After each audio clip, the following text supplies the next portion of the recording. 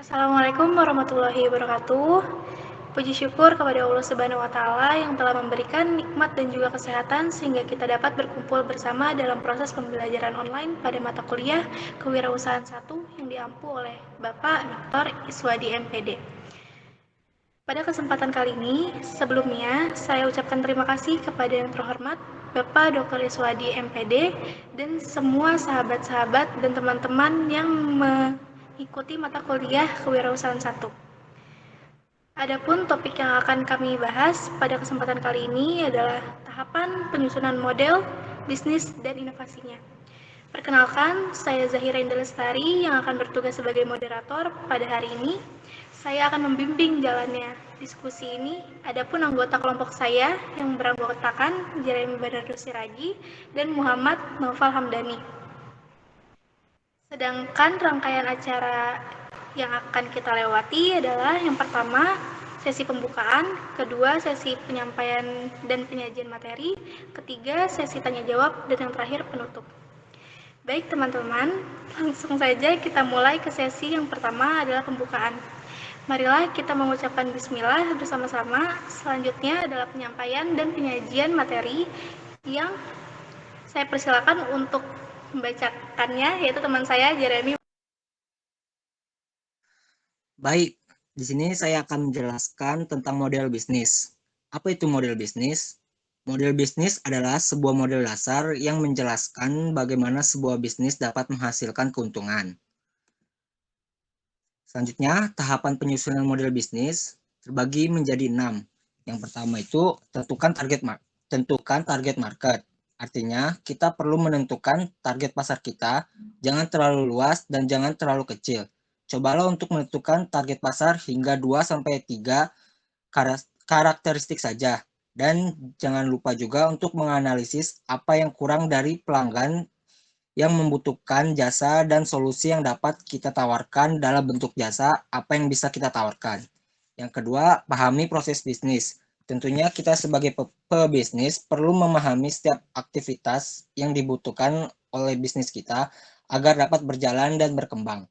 Yang ketiga, catat sumber daya bisnis. Sebagai pebisnis, kita perlu mencatat setiap aktivitas perusahaan atau bisnis yang kita butuhkan. Misalnya untuk mencapai target bisnis, maka kita perlu catat dan kita pelajari. Lalu kembangkan value proposition. Di sini kita perlu menjelaskan bisnis apa yang kita lakukan dan apa saja kelebihan atau nilai yang mencakup dari bisnis kita di bidang pemberi jasa yang kita lakukan. Lalu nomor 5, tentukan partner bisnis. Tentunya dalam berbisnis, kita juga perlu seorang partner bisnis agar bisnis kita dapat berjalan baik. Contohnya seperti supplier. Dengan bekerja sama atau memiliki partner bisnis, maka perusahaan atau bisnis kita akan dapat lebih maju. Lalu nomor 6, buat strategi penarik demand. Sebagai seorang pebisnis, kita perlu membuat strategi agar para pelanggan dapat tertarik dengan jasa yang kita berikan. Dalam hal ini dengan strategi pemasaran akan dapat membantu. Selanjutnya, inovasi bisnis model. Inovasi bisnis model adalah sesuatu untuk meningkatkan keberhasilan organisasi dengan produk yang kita berikan. Dengan berdasarkan value proposition yang menarik, akan dapat membantu mendorong model bisnis yang baru untuk meningkatkan pelanggan atau penjualan kepada pelanggan dan menciptakan keunggulan kompetitif yang tidak ada habisnya. Selanjutnya, inovasi bisnis model ini memiliki 4 dimensi utama yang perlu kita temukan dalam perusahaan atau bisnis kita, yaitu pertama, siapa pelanggan kita sebenarnya, yang kedua, nilai tambah apa yang kita tawarkan kepada pelanggan tersebut, yang ketiga, bagaimana cara menciptakan nilai tambah tadi secara unik, lalu yang terakhir, bagaimana model laba atau model pendapatan atas produk yang kita tawarkan tadi. Berikut ini adalah gambar dari 4 dimensi inovasi bisnis model. Selanjutnya akan dijelaskan oleh Zahira. Baik, yang berikutnya ada materi mengenai pitch deck. Apa itu pitch deck? Jadi pitch deck adalah sebuah presentasi singkat yang memberikan gambaran terkait rencana bisnis perusahaan. Kemudian ada elemen yang harus ada dalam deck ini, yaitu yang pertama ada satu, judul, kedua, isu atau latar belakang, ketiga, nilai jual perusahaan, keempat, permintaan pasar, dan yang kelima, marketing produk, yang keenam, model bisnis yang akan dikembangkan, yang ketujuh, analisis persaingan bisnis, 8, tata kelola tim. Kemudian ada manfaat deck. Yang pertama yaitu memperkuat branding perusahaan, yang kedua membangun kesadaran, yang ketiga membantu meningkatkan modal, yang keempat memunculkan minat audiens, yang kelima mengirim pesan kepada audiens. Kemudian yang selanjutnya ada 8 cara untuk membuat pitch deck dengan efektif, yaitu yang pertama, buatlah pitch deck dengan 10-12 slide presentasi. Yang kedua, cantumkan nama founder dan tim. Yang ketiga, berikan gambaran contoh produk. Yang keempat, beri informasi potensi pasar. Misalnya, jelaskan tentang persaingan bisnismu. Yang keenam, sampaikan kondisi keuangan perusahaan. Yang ketujuh, jelaskan resiko yang mungkin terjadi. Yang kedelapan, tetapkan jumlah perdanaan yang ingin diraih. Kemudian, mengapa pitch deck diperlukan di sebuah perusahaan? Yaitu karena pitch deck memang berguna untuk memberikan penjelasan mengapa sebuah proyek bisnis penting untuk mendapatkan dana. Oleh karena itu, Anda bisa menjelaskan siapa yang menjadi kompetitor bisnis Anda. Pada bagian ini, Anda perlu menjelaskan apa perbedaan atau keunikan antara perusahaan Anda dengan kompetitor lain. Kemudian yang terakhir, yaitu ada kesalahan-kesalahan dalam membuat pitch deck sehingga tidak efektif dan maksimal. Yaitu yang pertama, terlalu banyak slide pada pitch deck, terlalu banyak slide menutupi poin-poin penting tersebut. Yang kedua, menyajikan cerita pitch deck yang tidak menarik. Yang ketiga, cerita tidak menarik membuat bosan, sehingga menyajikan banyak masalah yang dapat diselesaikan. Yang keempat, tidak melakukan riset dengan baik. Kemudian selanjutnya itu ada contoh dari pitch deck itu tersendiri. Yang selanjutnya akan dijelaskan oleh Muhammad Mufal Hamdani. Selanjutnya kita akan menjelaskan tentang teknik presentasi yang baik. Yang pertama, apa tujuan utama dari presentasi? Tujuan utama dari presentasi sendiri adalah untuk menyampaikan informasi atau mengedukasi suatu hal kepada pihak lain. Yang kedua, ada teknik dalam berpresentasi, yaitu yang pertama ada relax. Relax adalah teknik pertama yang akan dapat dipraktekkan adalah berusaha relax. Tidak perlu khawatir apakah presentasi akan berjalan tidak lancar atau berantakan. Lakukan saja semuanya dengan santai tetapi penuh persiapan.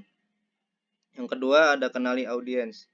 Anda bisa mempresentasikan suatu materi dengan lancar jika mengenali secara detail siapa audiens atau orang yang berbicara di depan Anda. Maka dari itulah ada baiknya Anda mempelajari siapa orang yang akan mengikuti pertemuan.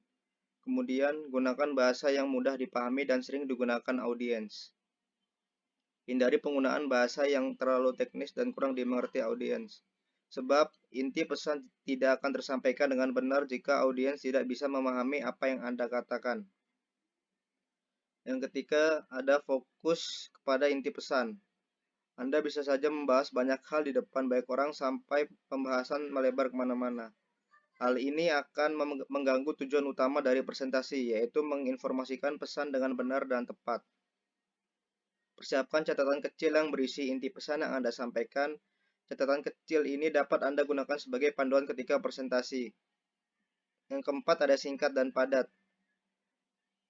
Anda boleh menyelipkan jokes atau insight tambahan di luar presentasi. Hal ini dapat mencarikan suasana yang mendadak canggung. Akan tetapi pastikan Anda membawakan materi dengan singkat dan padat agar materi yang dibawakan menjadi jelas. Materi yang dibawakan terlalu lama dan panjang justru akan membuat audiens bosan dan tidak bisa fokus memperhatikan materi.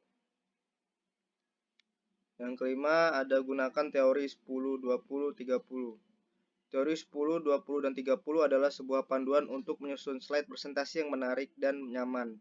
Pastikan bahwa slide yang digunakan tidak lebih dari 10. Durasi presentasi tidak lebih dari 20 menit dan ukuran font pada slide tidak lebih dari 30. Yang keenam, ada visualisasikan secara menarik. Audiens akan bosan ketika Anda menggunakan data dan informasi hanya berupa teks monoton.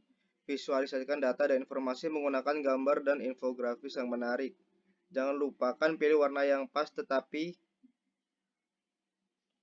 tidak mencolok. Dengan begitu, audiens semakin tertarik untuk memusatkan perhatian kepada presentasi Anda. Selanjutnya, ada bicara dengan lugas. Kelugasan Anda dalam berbicara dapat menunjukkan kredibilitas Anda sebagai pembawa materi yang baik dan berwawasan luas. Yang ke-8 ada perhatikan penampilan ketika presentasi. Hal lain yang perlu diperhatikan adalah penampilan Anda. Dengan penampilan yang profesional, Anda dapat audiens fokus kepada Anda. Jangan lupakan gestur ketika presentasi. Sebab sebaik apapun penampilan tidak akan berguna jika gestur tubuh Anda kurang baik. Contoh gestur yang kurang baik adalah memasukkan tangan ke saku celana dan menghindari kontak mata dengan audiens. Yang ke-9 ada latihan sebelum presentasi. Semakin Anda sering berlatih, maka kemampuan teknik presentasi Anda semakin baik. Anda dapat memulai latihan presentasi di depan cermin. Jika sudah merasa percaya diri, minta tolong rekan Anda untuk menyaksikan Anda membawakan presentasi dan minta masukan dari rekan Anda tersebut. Yang terakhir, ada kuasai penunjang presentasi. Yang terakhir dan tak kalah penting adalah menguasai alat penunjang presentasi. Pointer dan handle remote yang biasanya langsung digunakan selama presentasi. Anda tidak perlu panik atau bingung ketika ada masalah dengan alat yang digunakan. Menguasai alat penunjang presentasi dapat meningkatkan rasa percaya diri yang akan mendorong kesuksesan presentasi. Baik, sekian dari kelompok kami. Harapan kami semoga kita bisa mengasah kemampuan dari materi yang telah kami jelaskan tadi.